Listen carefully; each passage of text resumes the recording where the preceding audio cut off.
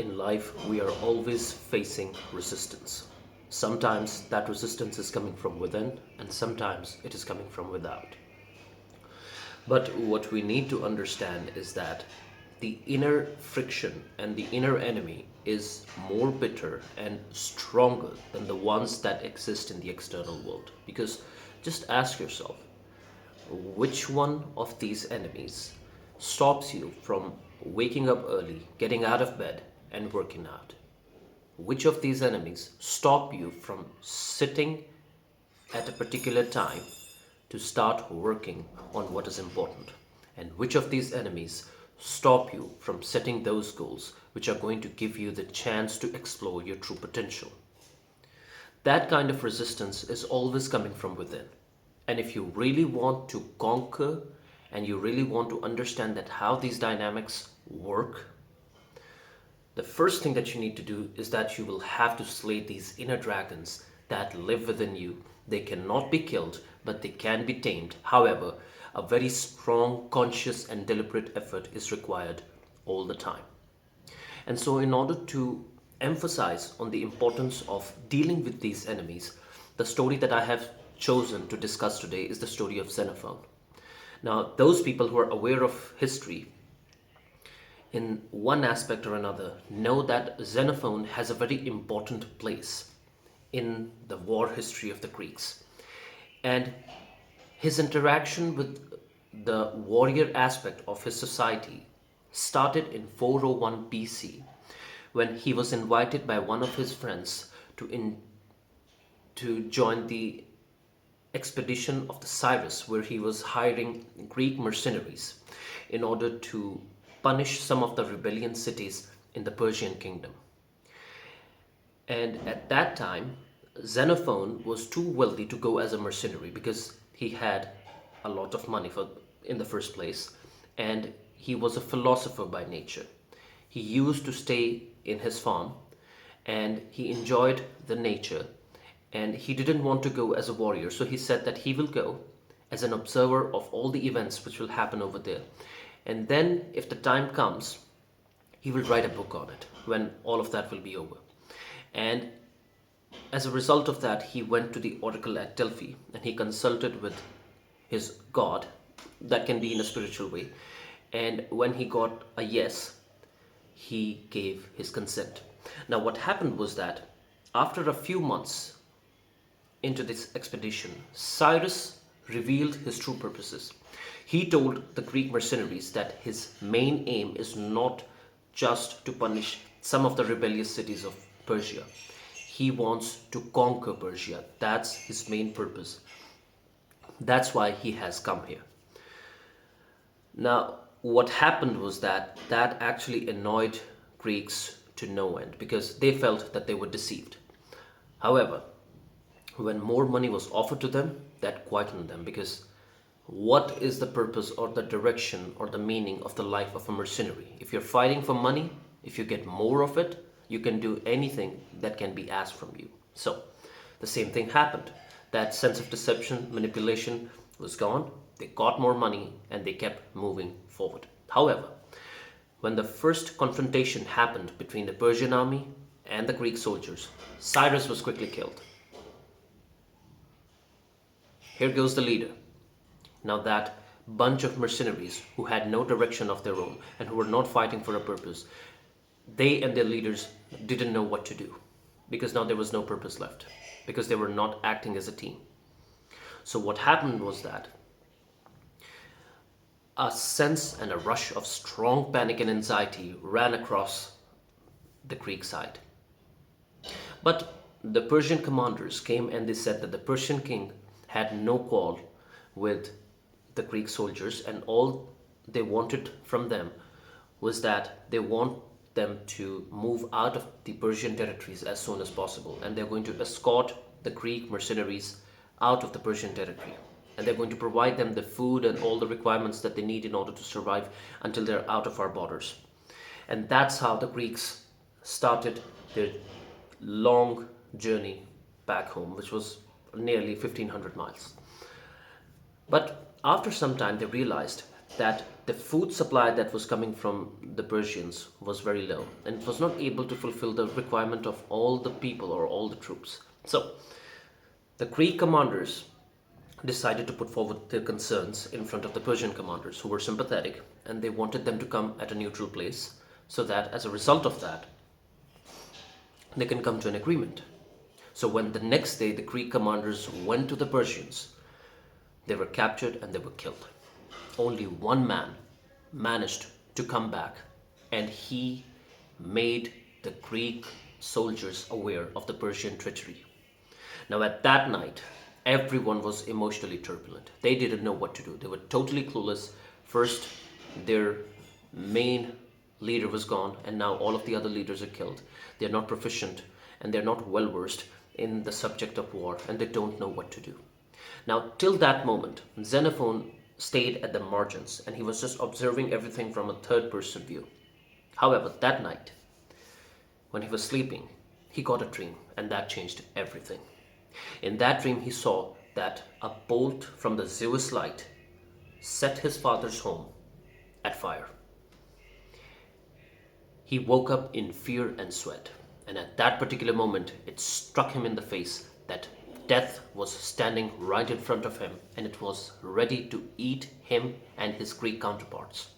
And at that particular moment, he decided that the people, since he was a philosopher and he was very well aware how human beings think, and he was very well versed in the different aspects of human nature, he knew that the Greek soldiers were constantly focusing on something that is wrong to focus. And that is that they're focusing on how the Greeks have deceived them. And that is becoming the main reason behind their emotional turbulence. He will have to divert their attention from focusing on how the Greeks are trying to deceive them to how they're trying to kill them. And if he can divert that attention in that way, and instead of being so emotionally upset by the deception, if they focus on their actions, that how these enemies are trying to kill them, they're going to become more alert, they're going to become more cautious, and they're going to become more aggressive, motivated, and inspired. And their sense of purpose is going to drive them to move forward besides all the difficulties.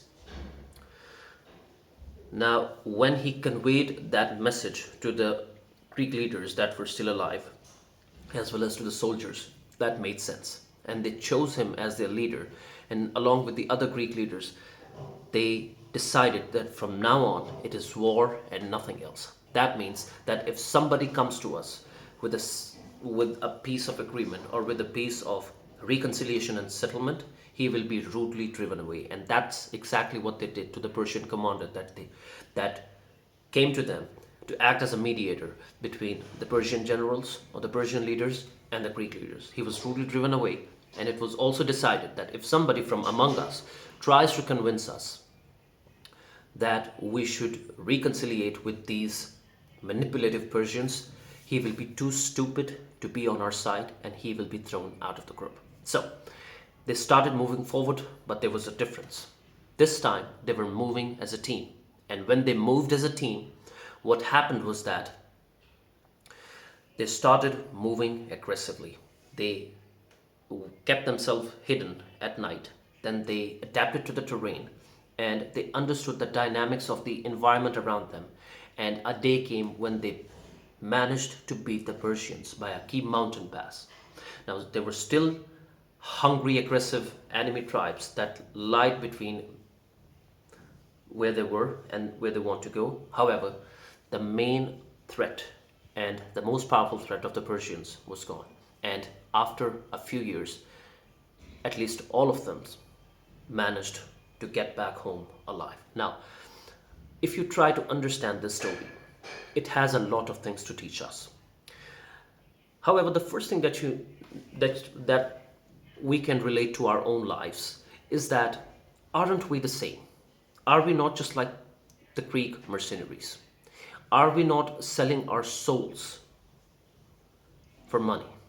Now, I don't mean that you're doing anything evil in order to harm the society or in order to harm other human beings, but ask yourself, when you're doing something just for the sake of money, and you know that you don't have any passion in it, you know that your talent is not that, You know that you don't have any intentions to level up because you just want to pass by. You just want to stay on the margins, want to gain as much money as you can that can be important for the survival of yours as well as your family. Don't you think that that particular moment you're selling your soul? You're letting your talent die just for the sake of some urgent needs of survival? There is a Greek mercenary that lives within all of us, and it is always urging us to sell our soul for the money. But what's going to happen is that if at any time shit hits the fan, you will have no solid foundation to revert yourself to so that you can find the inspiration and the motivation and the meaning that you're looking for from within, because you have not conquered and slayed the dragons within.